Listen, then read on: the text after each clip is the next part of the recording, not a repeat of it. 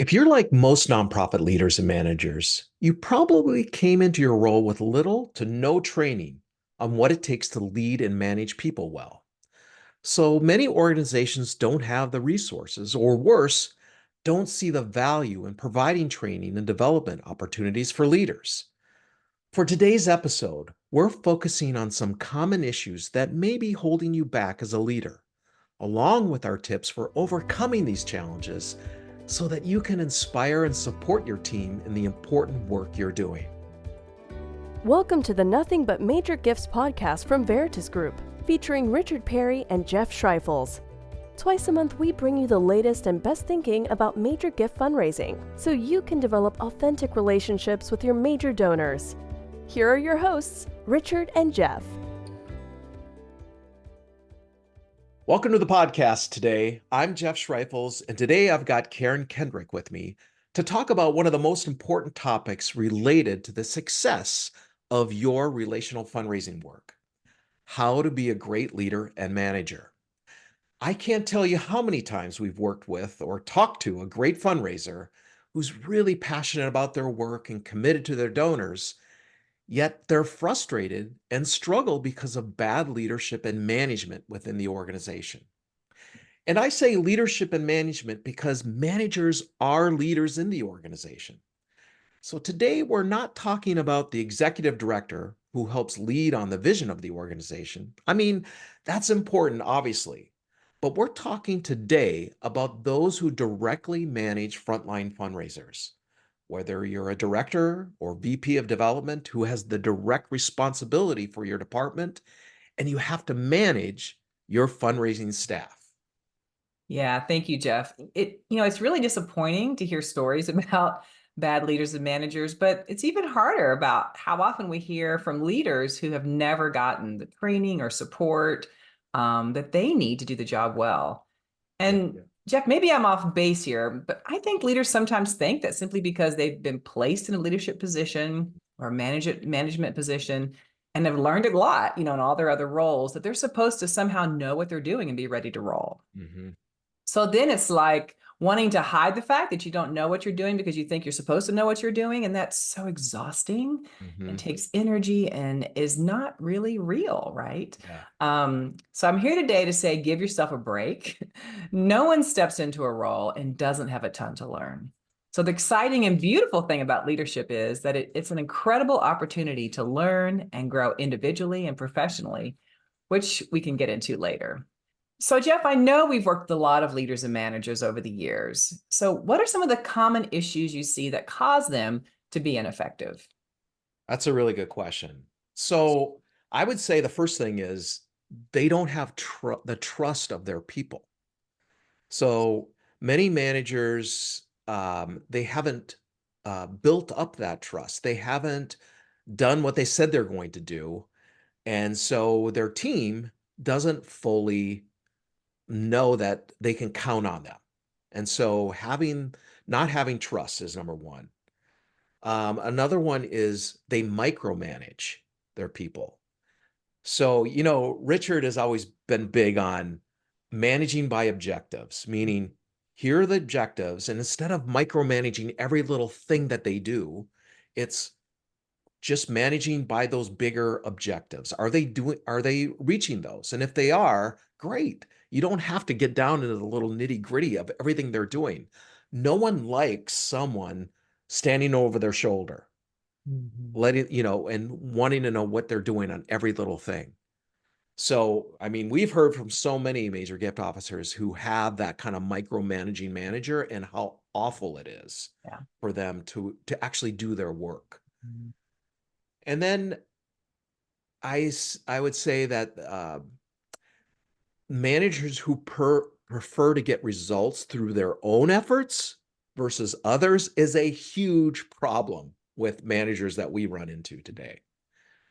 And many times what happens in nonprofits is that they bring up their best major gift officer to be the manager of the other folks in their team. And that on the surface sounds like, well, that's a good idea. They know they're the best at this. They should be leading the whole team. The problem is that your best major gift officer is someone that gets results through their own efforts. That's their motivation. And now you're asking them to get results through other people. And that's very frustrating for that star MGO who's now a manager to work with. And that happens all the time.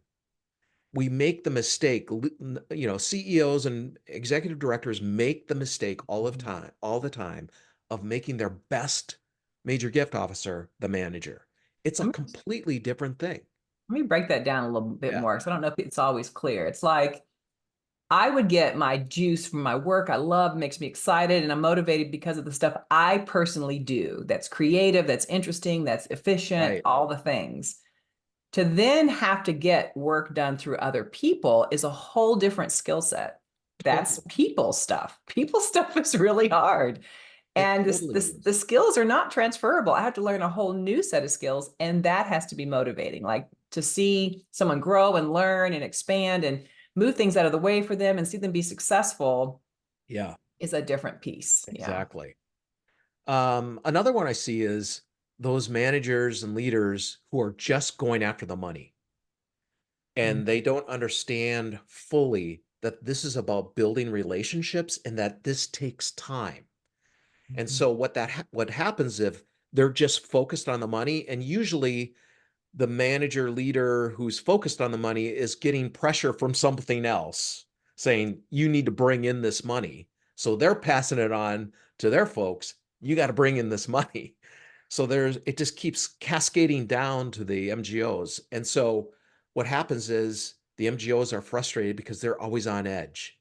They're just going after the donors that are going to bring in the most money. They're going to skip the relationship part, and it's going to be a disaster long term. And so Mhm. we see that often where managers are pressuring their frontline staff to just get the money. There's just not an understanding that this is about relationships, and relationships take time. Now, we all know, because we've been doing this a long time, Karen, that the money is the result of all of that good stuff. But I don't know what it is. We're so like, we got to do it now. We've got to bring it in. And so we get pressure, and that pressure gets handed down to the MGOs. It's a real gift to be able to stand in the middle of that pressure It as a really is. leader. So you're getting pressure to bring in the revenue. Yeah. And just talked to someone the other day. They were a little behind on revenue, and the leader was like, "Okay, all board members go out and make these asks and do these things." And there was all this, it's very natural, right? We're behind. Oh my gosh, let's do something. Let's do it now. Let's do it immediately. And this leader was standing in that gap and saying, "Wait a minute, let's just pause. Let's take a breath. Here is what we have in the pipeline, what's going to be happening, what's potential. Here are some ways board members can support the relationships that are happening. But if we just go out and do these Yeah. out of the blue, let's ask for $50,000, Right. it's going to harm relationships." Absolutely. And I think finally, and this kind of covers all of it, but it's those ineffective management strategies. So it kind of goes back to what you said at the very beginning, how, we just expect, you bring in a manager, they're just going to know what to do. Um, and I would say in the nonprofit space and even in the for-profit space, managers are not trained well. They're put in these positions and they haven't had good coaching prior. They haven't had the training. These are people jobs.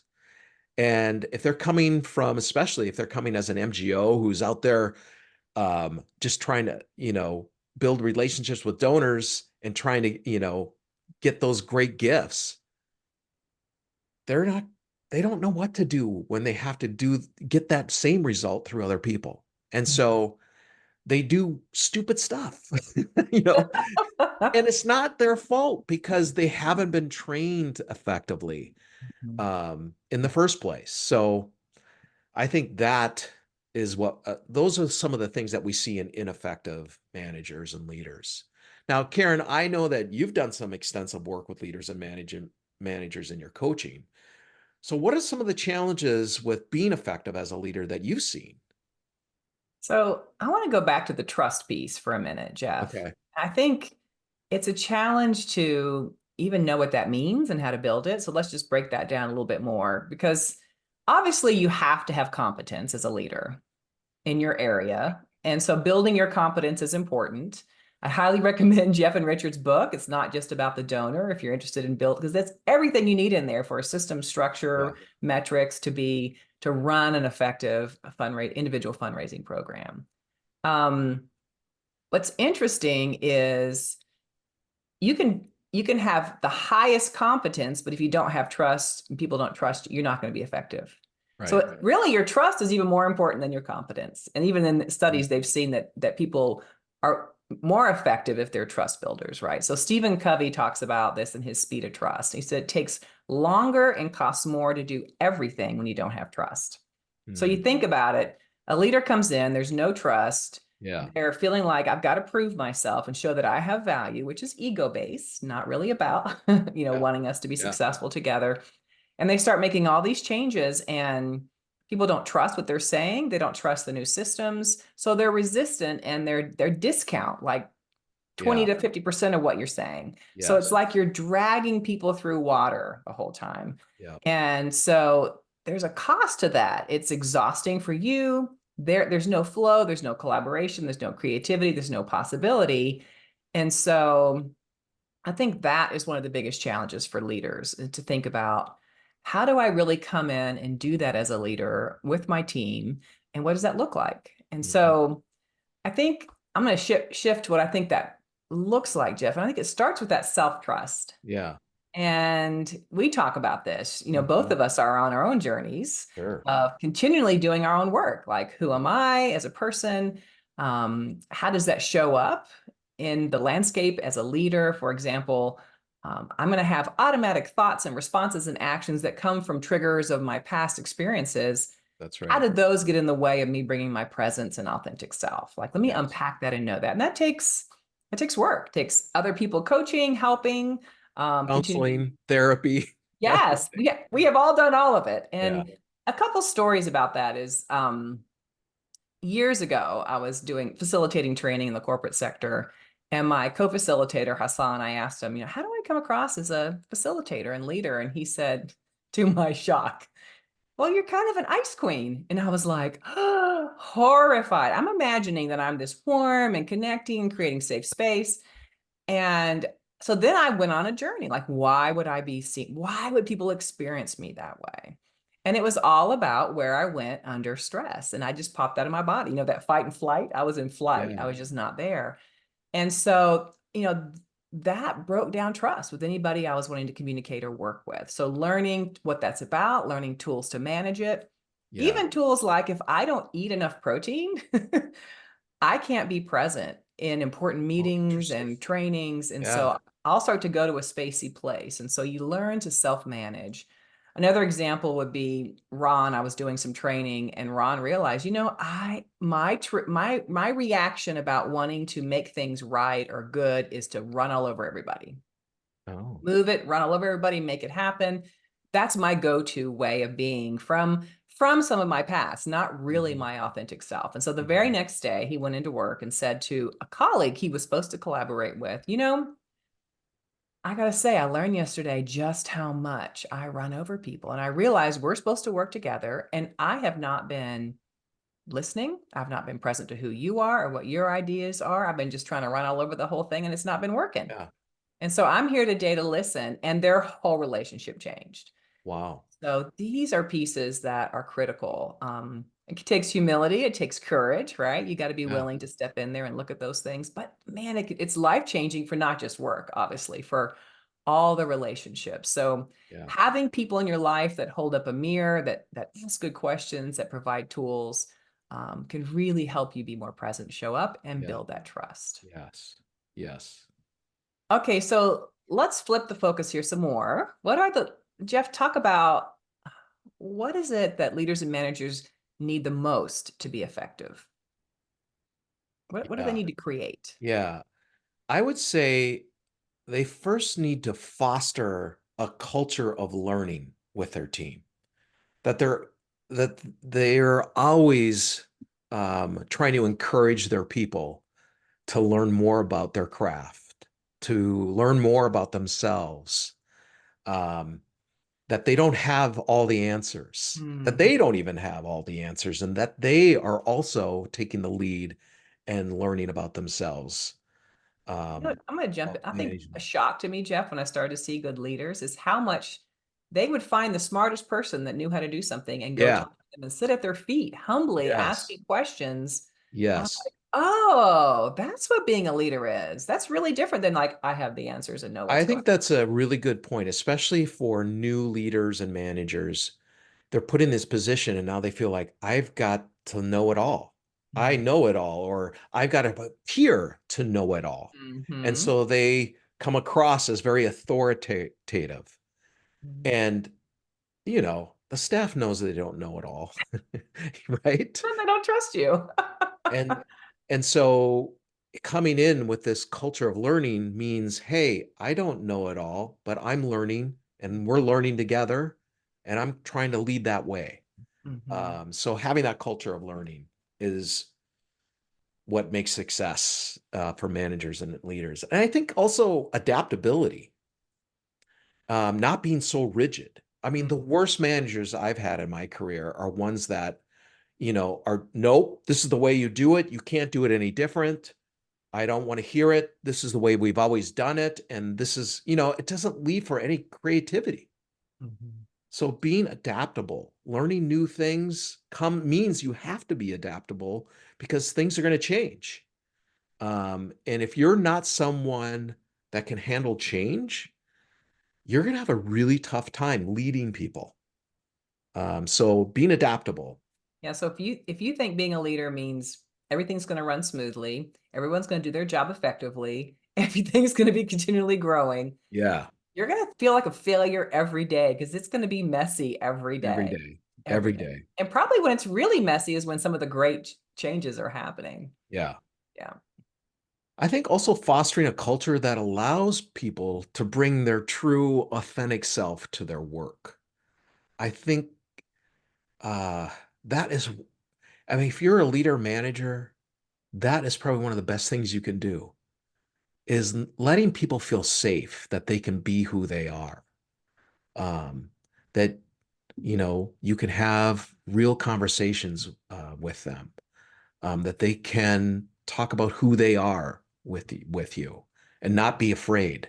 It's like the opposite. If you can create that culture, it's the opposite of a culture of fear. Mhm. So being able to foster that, I think, we talk about this a lot, having a good emotional intelligence, being able to tell what's happening with your team, with individuals, being able to read their body language, be able to know what are they really saying. And that does take emotional intelligence. So as a manager and leader, having that is really important. So you really have a pulse of what's going on. And it's so amazing. And then being curious, not assuming what you think they mean, but be like, I Yeah. remember being in a meeting and I was not having a good day. And then someone in our team called me up, Karen, are you okay? I was like, Yes. Yeah. like being seen and being checked Yes. on and being curious about what's going on and what they Yes. need And it is takes so emotional important. intelligence to be able to detect that in someone else and be able to say, Karen's not herself right now. There's something happening and I just want to check in with her. That makes a great manager or leader. Mhm. Um, we've talked about this already, but they enjoy getting outcomes through others. They love developing people. That's a key. A great manager is someone who's a great developer. Like I think the greatest profession who loves developing people are teachers. When you ask a teacher why they love teaching, they always talk about how they love seeing their students get something and learn from it. So developing people and always looking for their opportunity to grow. I've heard from some MGOs who have a great manager, and they talk about how their manager is always looking for opportunities for them to go to another level. and that they want them to do better. That they even say to them stuff like, hey, you're not going to be here forever, but I'm Mm, going to help you grow in your craft so mm, that 10 years from now, you can be working for a bigger organization, or you know what I mean? It's like those kind of people you want to be around, you want to work with, you want as a manager. And then I think the another one is that you're not afraid. If you're a good manager or leader, you're not afraid to hold people accountable and provide difficult feedback. I mhm. think this is a big one. I myself, I have a personality. I like to avoid conflict. Talk about childhood traumas and all of those things. So that's something that I've always had to deal with. Um, Trying to run away from hard things or any kind of conflict. And I've had to make a conscious decision throughout my career to say, no, I'm going to stay in this. I'm going to talk about the difficult things and it's going to be okay. And I've had many opportunities where I've had to do this in my career, Uh-huh. and it was very difficult, but every time it got better and better Mhm, and easier for me to understand the power of being able to have real conversations with people about difficult things mhm. and to stay in it because the once you get out of it, you go to a much better place. But I see so many managers and leaders who don't hold their people accountable and tell them difficult things, and you're actually doing those people a disfavor. I mean, you're avoiding it and you're thinking, oh, I can't hurt their feelings or whatever, but that actually does them a disservice. And like the story you just told, Karen, about how someone said, you come off as an ice queen. Mhm. Had that person never said that, you would have never gone down this journey of trying to figure out what that was. And Yes. I now mean, look where you are I've been compared to ice the queen for 10 years at least. I know. I know. See what that person did for you. Now, that was Mhm, probably not easy for them to say that because mhm. who knows how you could have reacted to that, Yeah. right? Yeah. And that was a beautiful thing that they did. It was a gift, and that's It was a that's gift. how I have now kind of taken that. I've had to make there were some hard decisions, like even this year. And my first reaction is, oh, I don't want to have this conversation. But I'm Mhm, like, no, you need to do this. This is going to be okay. And at the end of the day, it's going to take us to a different place. mhm, And it's been a gift to be able to give that to another person, even though it's difficult. And so when we're working with our folks, we're working with over 200 major gift officers, mid-level officers, plan giving officers every day. We have to have some really tough conversations at times. And mhm. it's not easy, but it's making them better. And it's helping them become a better person, a better major gift officer because of that. What would you add, Karen, to that? Think and just thinking about that, why he could say I'm an ice queen, even though I was like at first, why that worked is because I knew he came from the right motive, Yeah, right? He cared about me. It was for my success. It was for the right things. It right, wasn't to take me down some notches so that he could feel more powerful, right. which was what happens in a lot of places, right? Someone's got to keep knocking you down some notches because they're insecure about who you are. Yep. So being able to hire and work with the smartest people you can find. And when you feel intimidated, check yourself as a leader, right? And come from the right motive, like Jeff was saying, is I want them to be successful, can take, oh my gosh, take you so many beautiful places. I Yeah. think another piece too that Joyce McDonald from Greater Public talks about is she takes responsibility for all failures. And all Mm, successes, she gives accolades to her team. Like that's how she is as a leader. So to know I that love your that. leader is going to back you when they're Yes. talking to other people about what the team's done or whatever, Yes. they're not throwing you under the bus. You're Yes. going to work so hard to make sure they never have to take that hit for you, right? And you know what? Everyone that works with her loves her whose works under her loves her leadership. And I mean, when you have a leader that does that, talk about building trust with her team. Wow. People will do anything for her. Yeah. So, and a story on the opposite side, recently talking to someone in an organization, her leader basically assumed worst intentions. I think that's another piece, Mm. is assuming best intentions. So looked at some data of a big, $2 million gift that had come in, Mhm. and didn't see a lot of activity after the gift came in from this gift officer. Yeah. And so talked about the gift officer with other people, made Mm. assumptions that she was not doing her job, talked about how they need to go get more money from this donor. This was not right because they have so much capacity. And the real story was this donor was actually very, very ill and had asked for no contact.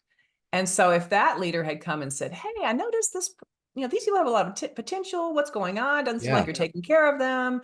I know you really do. So, tell me what's would have been like a whole great conversation about how we're really serving this donor." Instead, that leader had worst assumptions, was not about that person being successful. It was all about themselves having something to show they have value, right? Yeah. So that would be the opposite Yeah. of what we're looking for. It's really about um, knowing that not needing to prove your own value by Mhm. belittling others, and you're Yes. actually proving your own value by everyone growing and being the best they can be. Yes. That's how you prove your value as a Yes. leader and a manager. Love that.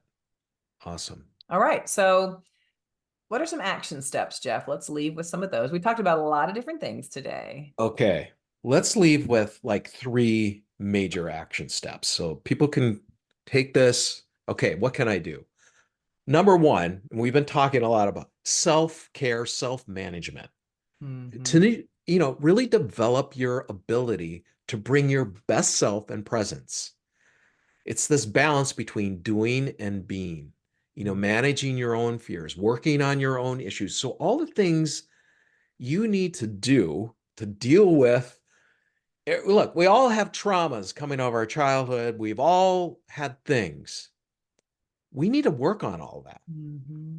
Or else we're going to bring those negative stuff to your team. You will. Working on that constantly. Jeff, that can be as simple as getting sleep. Oh, yeah. Like, are you pouring back into yourself, right? Because you Yes, cannot keep pouring out. And all patience, all creativity, all openness, all confidence, all things that are your gifts or tools will be gone if that's you're right. not rested, exercised, eating. All of those pieces are just as valuable to your Yeah. leadership. Okay, so that's number one. Take care of yourself. Next, go in with a mindset of helping those you're managing to be successful. That's your whole mindset. You want everyone you're managing to be wildly successful. So believe them. Have the best intentions that they really are doing what they say they are going to do. Unless you find out later they're not, then you need to have hard conversations with them. Um, but you're always asking, what do I need to do to help them be successful? What are the barriers I need to remove? There's all kinds of barriers that happen externally, internally with your organization. Is the culture that you come into where the major gift officers are always doing other things other than working with donors? Stop that practice. Mhm. Get your leadership team to realize your major gift officers, your mid-level officers are focusing on donors, not, tearing down tables at an event. So remove those barriers, start acting on those, and then really communicate that to your whole team. It's if that is, I mean, that will build trust with your team if you can start to do those things. And then I think the last one, Karen, is having open communication, both good and the bad stuff, being able to be honest about what you're doing. And if you yourself are running against a system that you're not able to make change right away, you Yeah. talk about that with the team. Let Mhm. them know, hey, I'm working on this for you, but I'm running up against some tough things with the executive team. They're not there yet, but I'm working on this for you. But I want you to know it's not going to happen overnight. I think everyone would be able to appreciate that. So I think those are the three main things. You know, Going I, back I again, just self-management and care, going in with that mindset of helping those you're managing be successful, and then being open with your communication with everyone. I just want to add to that last one, Jeff. I think sometimes as leaders or managers, we don't want to hear what people's problems are because we think we have to fix all of them immediately to have value. Yes. So then we don't listen. Yes. But if we listen to understand and then communicate what we can and can't and why, Yeah.